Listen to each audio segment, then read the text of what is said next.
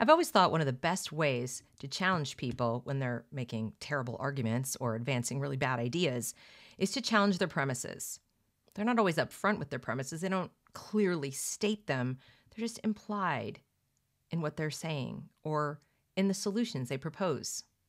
So today on this channel, I'm going to examine the premises of critical race theory in education, specifically K-12, and we're going to go through them one by one, and as I do, I want you to think about whether you agree with these premises. And if you don't, why you're still sending your kids to the public schools when the teachers, at the very least, insist they're going to teach your kids using critical race theory, whether the state says it's illegal or not.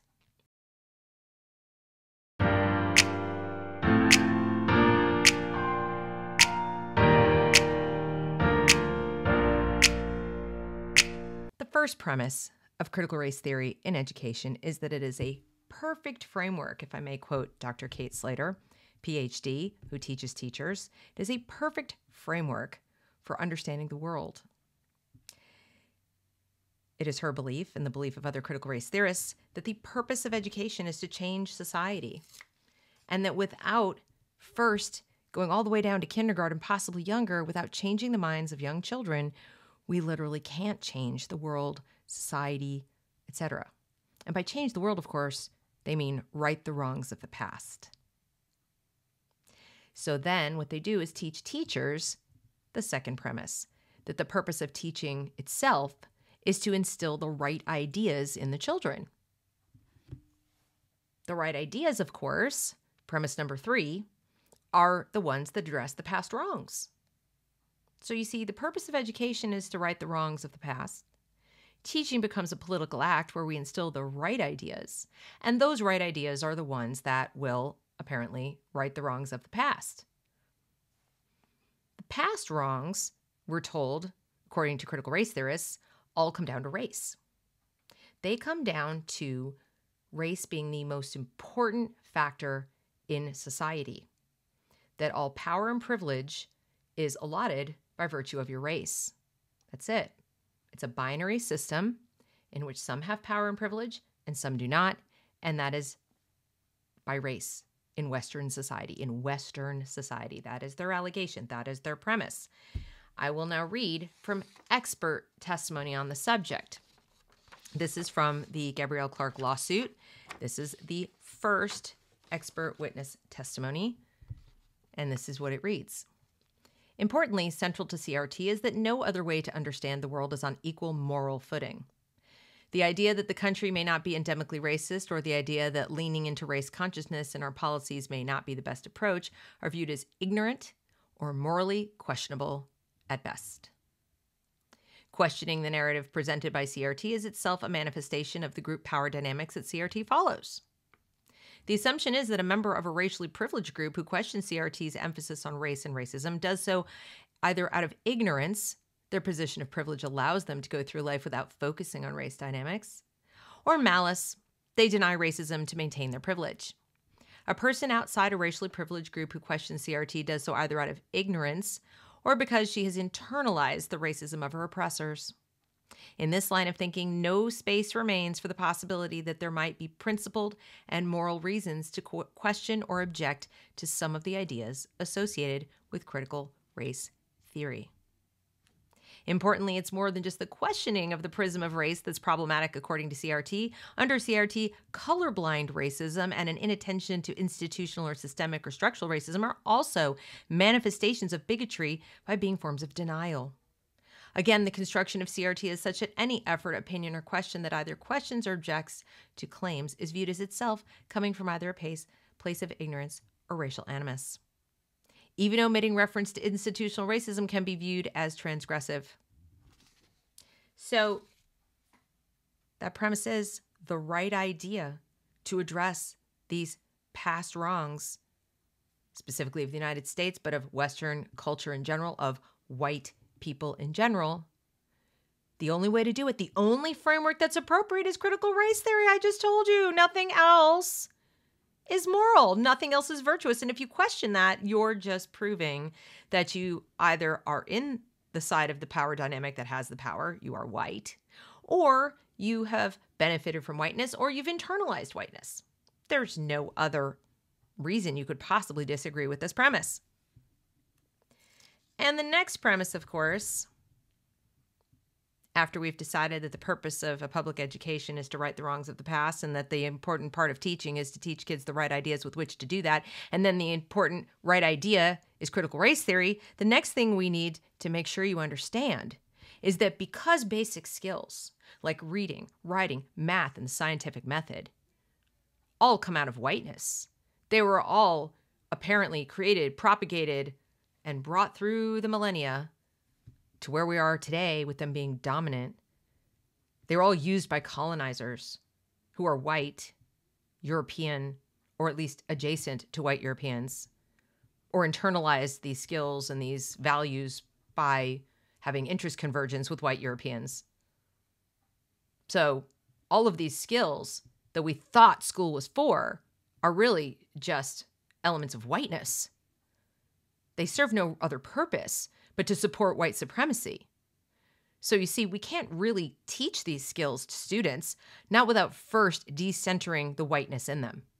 And if that means they don't actually learn the basic skills as well as white people, Western people, or people who are white adjacent or white internalized think they should, if those rubrics, which are inherently white and oppressive, aren't achieved, aren't met, that's okay.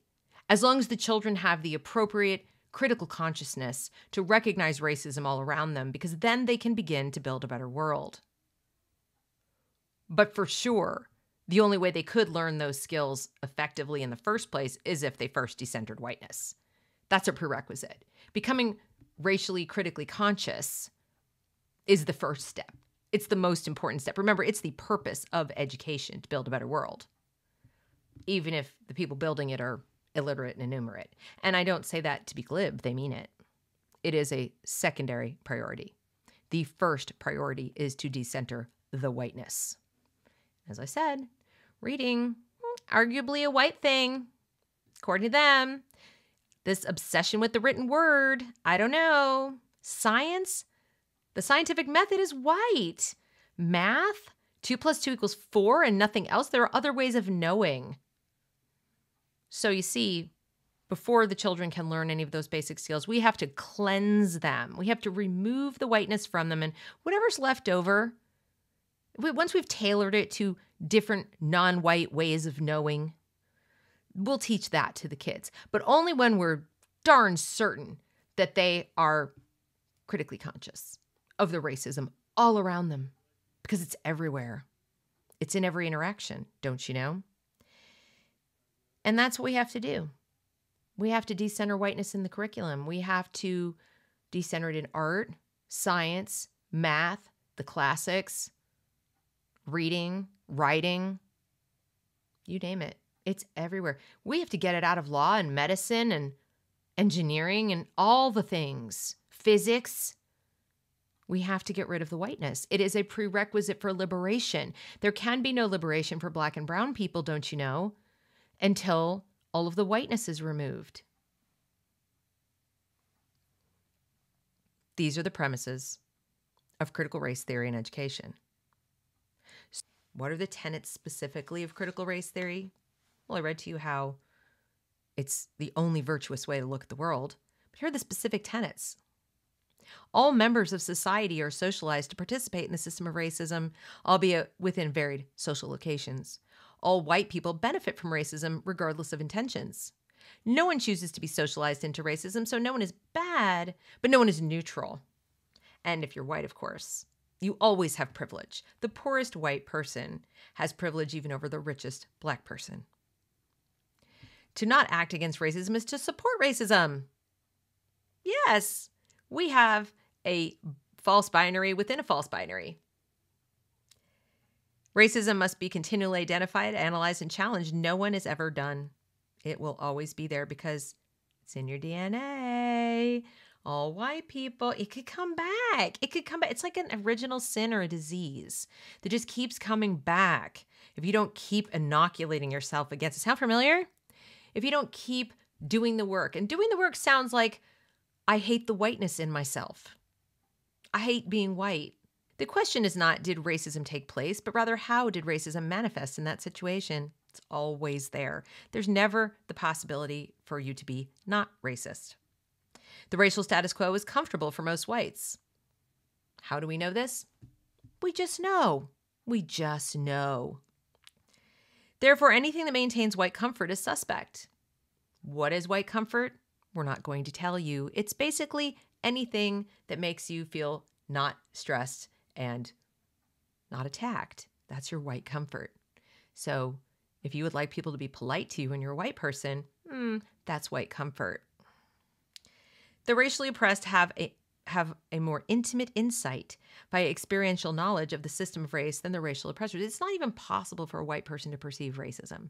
They can't experience racism, and they can't even perceive it properly. They have to be taught to see it in themselves and in others, and they won't ever be as good at it as a person who isn't born white because they're white. These are the premises of critical race theory in K-12 education.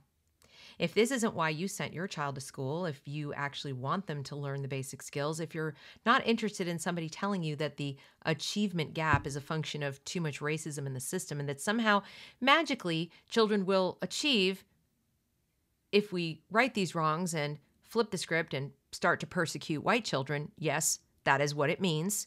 There's no way to sugarcoat it.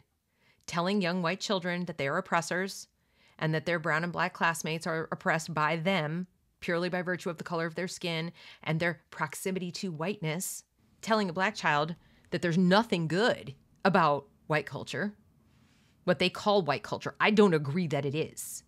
I just call it Western civilization, Western Enlightenment values, basic skills of living in a modern society, anywhere on the planet, things accessible to anyone of any race, any religion, any gender, any sex. They call whiteness. I think teaching children that these things are so is abusive. I think there's no way you're going to close an achievement gap using this methodology. And I certainly think that none of this is a precursor to learning basic skills. I think it's a precursor to learning how to be a revolutionary. I think if your goal is to tear down the United States of America, these would be prerequisites. I think if your goal is to hate everybody who doesn't look like you, this is a good way to go about it. Yeah, on both sides of that equation.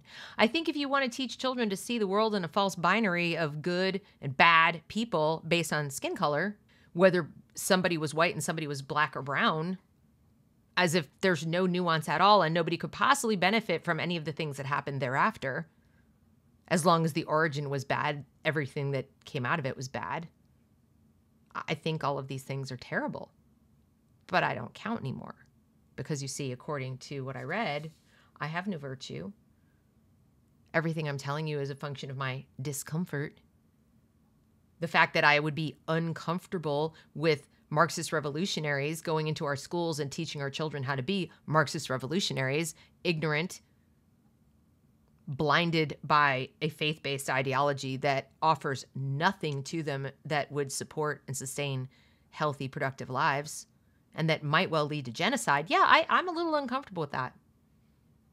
So I thought I'd share that with you today, these premises of critical race theory in the classroom. And you decide. You decide. Do you think that these are true?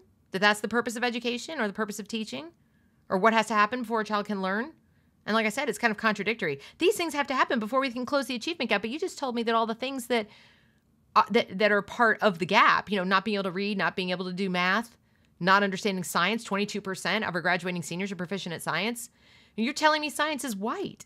You're telling me we have to decenter whiteness. So it sounds to me like what you want is everyone to do even less well, because then we will have completed the job of decentering whiteness, right?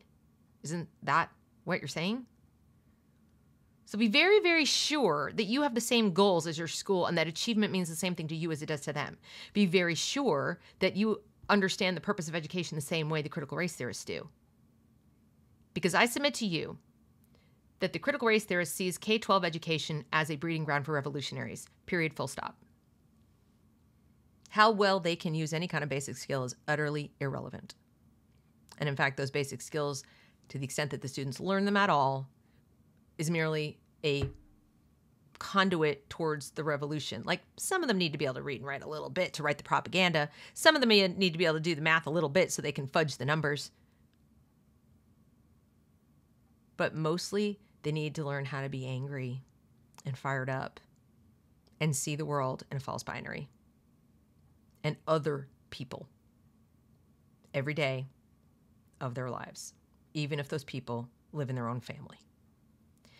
So next time someone brings this up to you, challenge those premises, or don't. Put your kids in those schools, and good luck to you. That's it for today. Thanks for watching. If you enjoy this sort of content, or at least find value in it, I hope you will subscribe to the channel, join my locals, and comment, share, subscribe. That's all for the video.